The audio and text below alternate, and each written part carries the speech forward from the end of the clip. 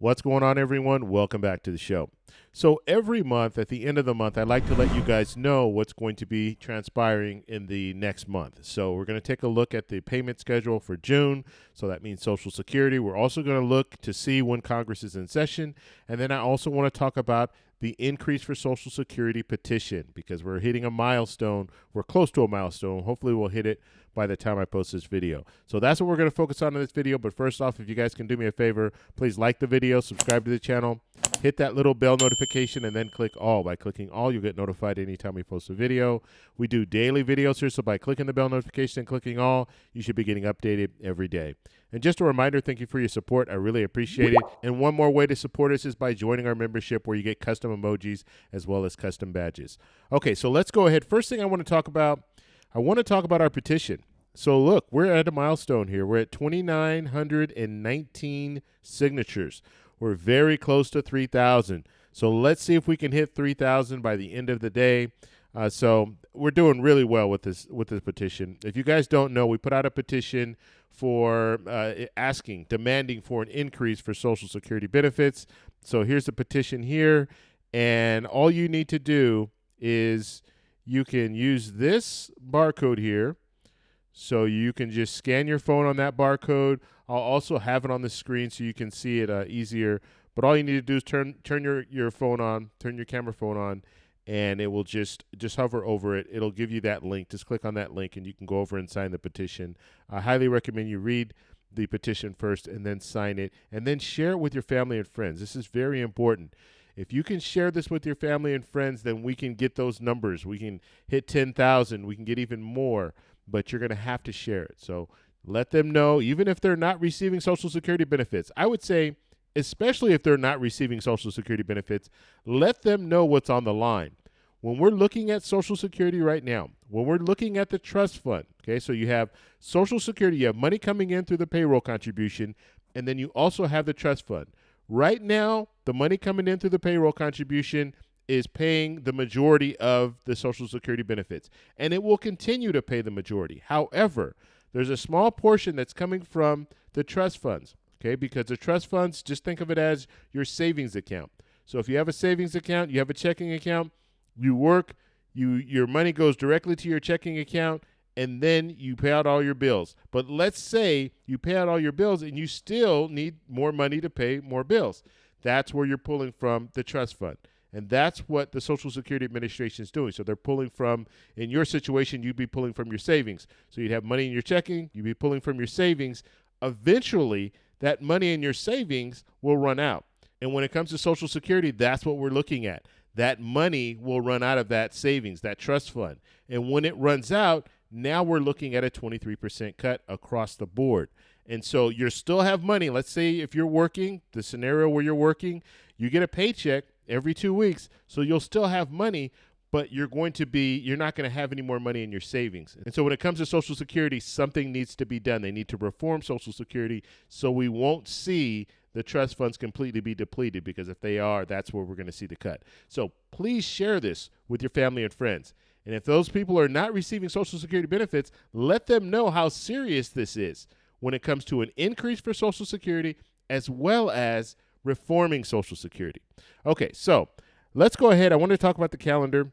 And as you guys know, I do this every month. I'll let you guys see the calendar. This time, I'm just going to go ahead and fill this in because I don't have all the information posted on here. Sometimes I put the information on. This time I didn't have it. So we'll just talk a little bit about what's going on with the calendar. So we know SSI is not getting a check on the 1st. Why? Because they received the check on May 31st, okay, because the 1st is a Saturday. So no check goes out for SSI on the 1st. All right, now, on the 3rd, this will go out to people receiving Social Security benefits who started receiving it prior to, I believe, May of '97. Okay, and most of you guys know who you are. You know when you receive your checks. That doesn't really change. However, you have 10,000. I think Representative Larson has said this. 10,000 new people are eligible for Social Security every day.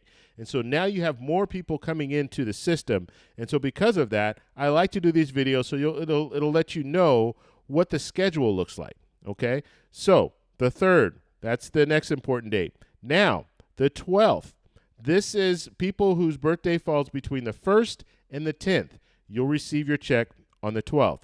Now, the 19th is a holiday, okay? So checks are not going out on the 19th.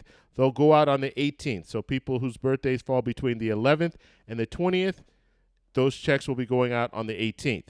Now, we'll move back to the 26th. The 26th, that's the remainder. So people whose birthdays fall between the 21st and the 31st, those checks will go out at that point. Okay, so just remember, usually it goes out on Wednesdays, but on the 19th, because of Juneteenth, it's not going to go out on that date. Okay, it'll go out on the Tuesday.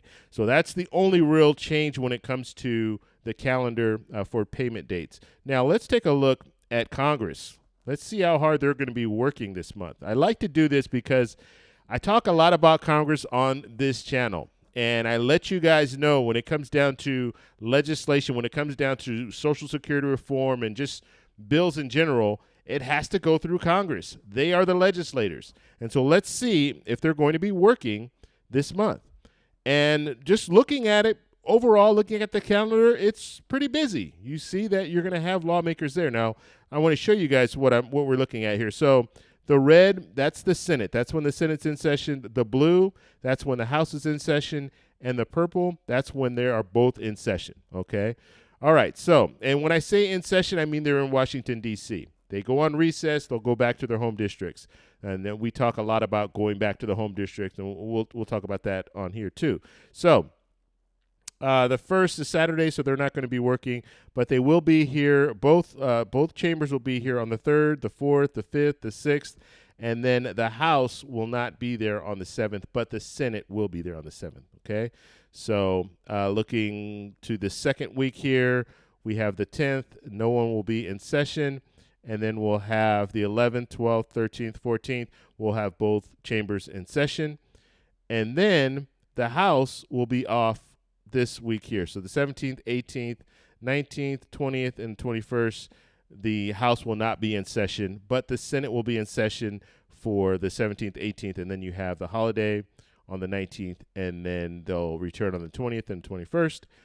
And then the Senate will be on recess the last week of June. Okay, so 24th, 25th, 26th, 27th, 28th, but the House will be in session. Okay, so the 25th, 26th, 27th, and the 28th. So that is the calendar. Just wanted to go over that really quickly with you guys. And I strongly encourage you, again, please take a look at our petition, share our petition out with other people. Hopefully we can get as many signatures as possible. And what am I going to do with these signatures? Okay, what I'm going to do with the signatures is I'm going to generate letters. And I'm going to be sending these letters to the president, the former president, because he's running for president, as well as my congressperson, my senators, and I might send it to some other lawmakers as well. And even though I'm not in their district, I might just send it to them to see if I get a response. Now, I've only sent 2 letters so far. I sent them before I started this change.org petition, so I want to send another letter. And in that letter, I'm going to allude to the fact that we have a petition going and we have thousands of signatures that support an increase for Social Security, and then I'm going to ask them if they support an increase for Social Security. So that's the new letter that I'll be sending out. Now, the 2 letters that I did send out, one to President Biden, one to former President Trump, I did not receive a response from either of them. So that's pretty shocking because I sent out a letter to President Biden in October of last year, and I did receive a response. So I don't know what's going on. I'm not receiving a response. I never received a response from former President Trump, and I sent one out to him in October of last year as well. So we'll just have to see if they respond, but I'm just letting you guys know where we are. The reason why we're putting this petition together is we're going to lobby Congress about an increase for Social Security benefits. If you guys have any questions, let me know in the comments below. If you like this video, please give me a thumbs up. Please subscribe for more, and I'll talk to you in the next one. Bye.